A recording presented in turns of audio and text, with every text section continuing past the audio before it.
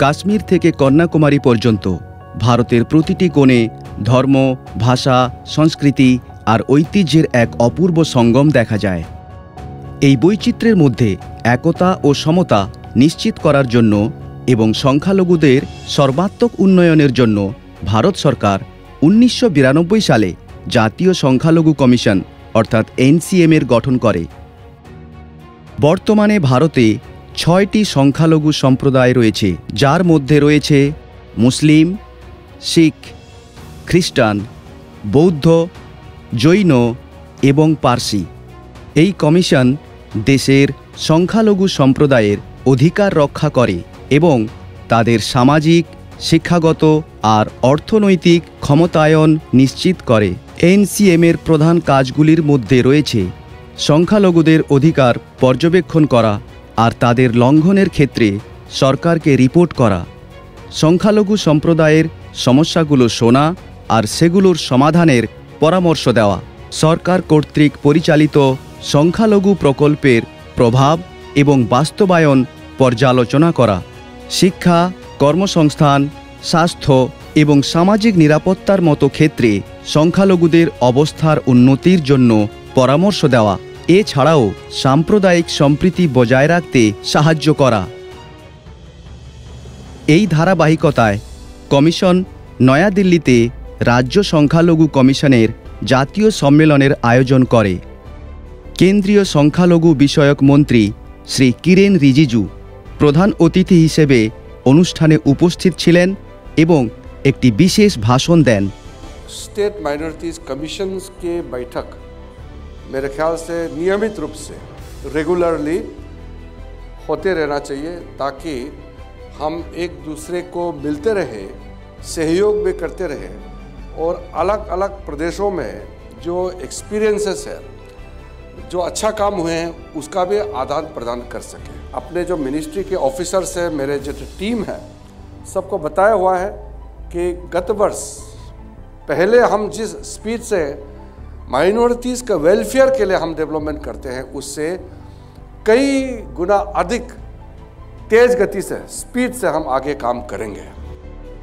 এই অনুষ্ঠানে নেতৃস্থানীয় নীতি নির্ধারক, বিশেষজ্ঞ, অংশীদাররা উপস্থিত ছিলেন এবং সংখ্যালঘু সম্প্রদায়ের জন্য সমান সুযোগ এবং কল্যাণ নীতি নিয়ে আলোচনা অনুষ্ঠিত হয়েছিল।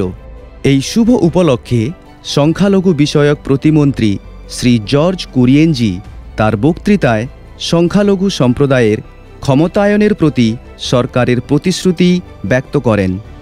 India is the safest place for the minorities in the world. We feel that we can raise our voice, we can protest, we can ask the government to give. They are giving also. They are compelled to give. That is democracy. That is the freedom for all. জাতীয় সংখ্যালঘু কমিশনের chairman Shri Iqbal Singh Lalpura তার উদ্বোধনী ভাষণে জাতীয় গঠনে সংখ্যালঘু সম্প্রদায়ের অবদান সম্পর্কে বিস্তারিত আলোচনা করেন। India is heaven for minorities. India has been a beacon of hope for minorities, offering them opportunities to thrive and contribute to the nation growth. We have had distinguished leaders from minority communities serving as presidents, prime ministers, union ministers, and chief ministers. They have played a vital role in shaping today's destiny and promoting its development, security, and integrity. Our minority communities have also made their mark in the world of sport, winning laurels at the international level. সম্মেলনে দুটি কারিগরি অধিবেশন অনুষ্ঠিত হয়। প্রথম অধিবেশনে শিক্ষার ক্ষেত্রে সংখ্যালঘু সম্প্রদায়ের, বিশেষ করে খ্রিস্টান সম্প্রদায়ের ভূমিকা নিয়ে একটি ফলপ্রসূ আলোচনা হয়। সংখ্যালঘু শিক্ষার্থী এবং প্রতিষ্ঠানগুলি যে চ্যালেঞ্জগুলির মুখোমুখি হচ্ছে তার উপরেও আলোকপাত করা হয়েছিল। এছাড়াও অন্তর্ভুক্তিমূলক শিক্ষার জন্য সমাধান প্রস্তাব করা হয়েছিল।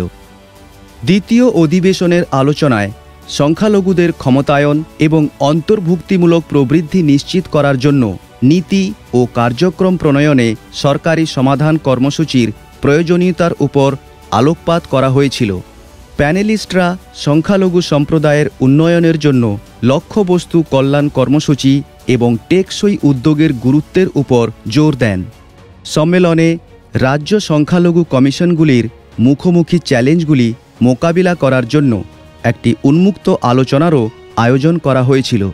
অংশগ্রহণকারীরা সক্রিয়ভাবে তাদের দৃষ্টিভঙ্গি এবং সুপারিশগুলি ভাগ করে নেন, ধারণার সহযোগিতামূলক বিনিময়কে উৎসাহিত করেন।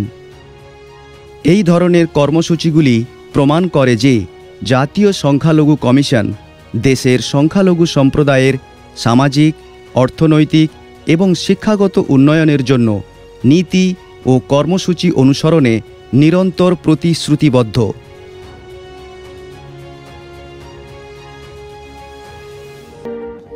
সংখ্যালঘু বিষয়ক মন্ত্রণালয়, ভারত সরকার, ভাগিদারি থেকে ভাগ্যোদয়।